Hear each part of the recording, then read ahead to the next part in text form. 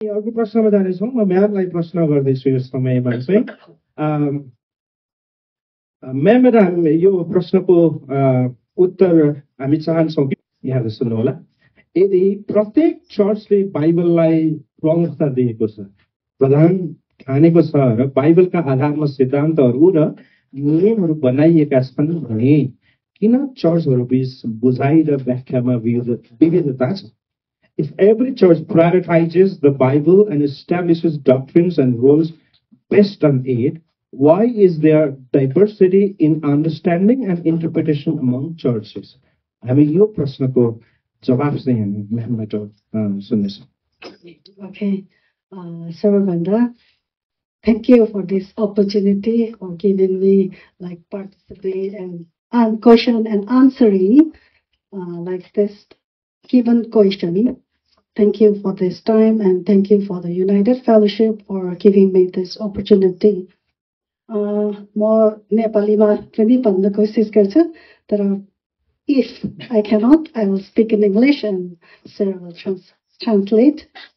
त्यो भन्दाखेरि हामी हिस्ट्रीमा अनि अर्ली चर्च हिस्ट्रीमा चाहिँ कसरी रोमनहरूले शासन गर्नुभयो हैन। त्यतिखेर चाहिँ रोमन क्याथोलिक चर्च सुरु भएको थियो अनि रोमन शासकले चाहिँ रुल गरेर हैन बाइबल बेस्डमा उभिएन हैन। तिनीहरू रिलिजन चाहिँ हो चर्च चाहिँ सुरु भयो, तर तिनीहरूले मेन्टली पोप अनि बिशपले के गर्छ त्यही अनुसार तिनीहरूले रुल्सहरू, वर्शिपहरू अनि एक्टिभिटिजहरू, रिचुअल्सहरू सुरु भएको थियो। त्यसको लागि हाम्रो रिफर्मिस्ट मार्टिन लुथरले रिफर्मेसन ल्याएको थियो हैन। हामीले त्यो बुझ्यौँ भने इजिली वी क्यान अन्डरस्ट्यान्ड।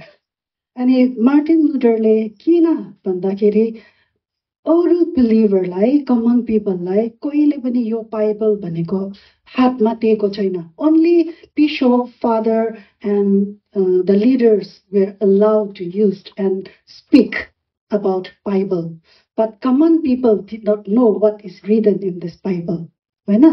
अनि त्यसपछि slowly when the civilization and when the people were educated, तिनीहरूले अपर्च्युनिटी पायो Bible पढ्नुलाई।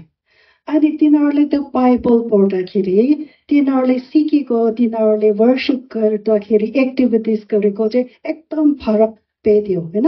They find it very different, that is not written in the Bible.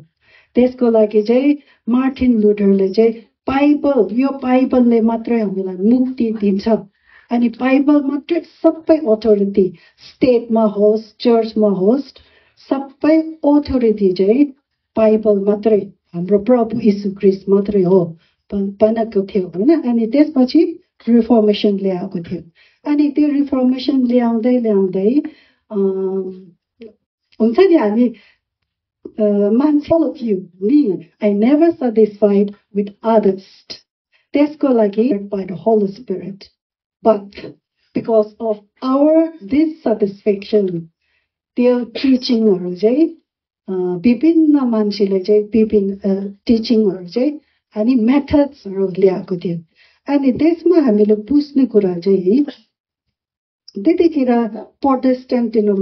Protestant रिफर्मिस्ट Martin लुथरले सुरु भयो। त्यसपछि आएर स्लोली एजुकेटेड भयो, मान्छेहरू थियोलोजी पढ्नु थाल्यो अनि तिनीहरूको अन्डरस्ट्यान्डिङ चाहिँ अलिक डिफरेन्स भयो हैन। According to their concept, the teaching and the understanding differs. Because of that, there are so many denominations. हैन। हामीलाई थाहा छ नेपालमा कति डिनोमिनेसन छ। अनि मैले त्यतिकै एक्जाम्पलको लागि ल्याएको छु। एउटा डिनोमिनेसन चाहिँ लुथरन, त्यो चाहिँ मार्टिन लुथरले सुरु गर्नुभएको पेन्टिकोस्टल। यो पेन्टिकोस्टल मान्छेहरूले चाहिँ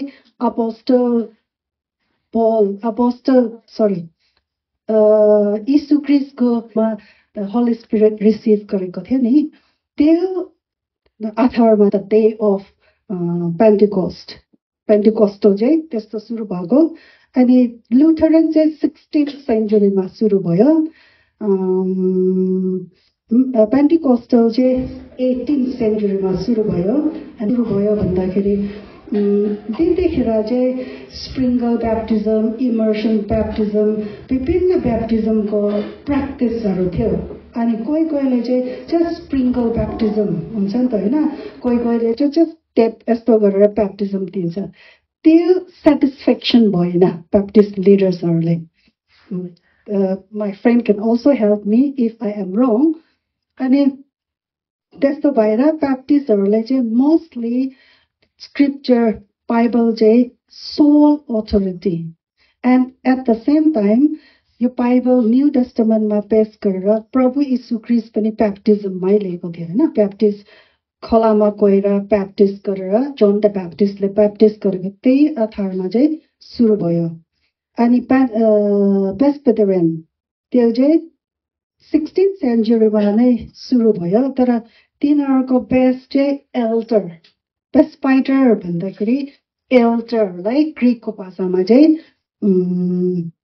प्रेस्बाइटर आधारमा चाहिँ एल्टरहरू पनि चर्चमा चाहिँ लिड हुनुपर्छ पार्टिसिपेट गर्नुपर्छ भनेको आधारमा चाहिँ प्रेस्बिटेरियन सुरु भयो Apostolic Church, त्यो चाहिँ 18th and 19th सेन्चुरीमा भयो त्यो पनि प्रभु यीशु ख्रीष्टको चेलाको आधारमा नै सुरु भयो अनि Methodist there are so many more but just bringing some example अनि मेथोडिस्ट चाहिँ 18th सेन्चुरीमा जोन वेस्लीले सुरु गर्नुभएको थियो अनि त्यो सुरु गर्दा तिनीहरूले मेथड एप्लाई गरेको थियो यो पछि यो systematic method in a way of method त्यसको लागि हामीले कहिले हामीले इन्टरप्रिटेसन दिँदाखेरि आफ्नोले when we understand differently not from the Bible but from our own mind हुन्छ नि हाम्रो ओन माइन्ड पनि आउँछ नि त होइन धेरैचोटि हामीले बाइबल एउटा प्यासेज लिन्छ त्यसमा हामीले सोचेको बाइबलमा चाहिँ लेखेको छैन तर प्रिचिङ गर्दाखेरि हाम्रो सोच हामीले एक्सपिरियन्स भएको ल्याएर इन्टरप्रेट गर्छ होइन त्यस्तो गर्दाखेरि चाहिँ इन्टरप्रिटेसन चाहिँ भाग भएको मात्र तर हामी सबै क्रिस्चियन भर्सन दिएको थियो नि त्यो चाहिँ बाइबल चाहिँ सबैलाई